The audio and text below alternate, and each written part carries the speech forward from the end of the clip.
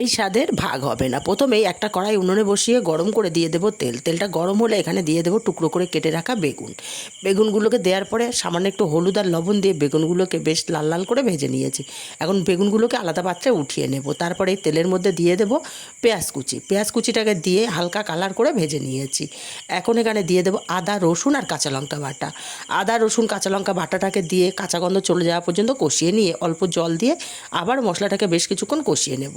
তারপর এখানে দিয়ে দেবো হাফ চামচ হলুদ, হাফ চামচ লঙ্কার গুঁড়ো। ঝালটা যে যার স্বাদ অনুযায়ী দেবেন। মশলাটাকে আবারও বেশ কিছুক্ষণ কষিয়ে নিয়ে এখানে দিয়ে দেবো একটা টমেটো আমি 4 টুকরো করে কেটে নিয়েছিলাম। আর হাফ চামচ জিরের গুঁড়ো দিয়ে মশলাটা আবারও বেশ কিছুক্ষণ কষিয়ে নিয়েছি। এখন এখানে দিয়ে দেবো লোটে মাছ। আর লোটে মাছগুলোতে আমি বেশ কিছুটা পরিমাণে লবণ আগে থেকে মাখিয়ে রেখেছিলাম, যাতে করে অনেকটাই জল বেরিয়ে যায়। লোটে মাছগুলো দিয়ে নাড়াচাড়া করে ভালো করে মিশিয়ে দিয়ে এইভাবে 2 মিনিট রান্না করে নিয়েছি। 2 মিনিট রান্না করে নেওয়ার ধরুন লোটে মাছ থেকে জল ছাড়তে শুরু করেছে। ভালো করে নাড়াচাড়া করে মিশিয়ে দিয়ে আরও 2 মিনিট এইভাবে রান্না করে নেব। আরও 2 মিনিট রান্না করে নেওয়ার পর এখানে হাফ চামচ পরিমাণে লবণ দিয়ে দিলাম। লবণটা আমি বুঝেই দিয়েছি, কারণ লবণ আগে মাখিয়ে রেখেছিলাম।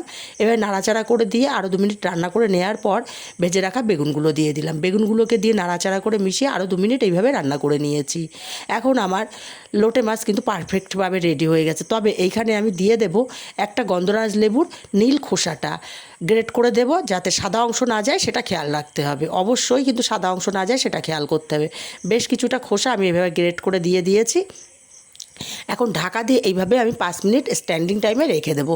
5 মিনিট পরে নামিয়ে নিলেই কিন্তু রেডি হয়ে গেল দুর্দান্ত স্বাদের গন্ধরাজের লোটে বেগুন রেসিপি।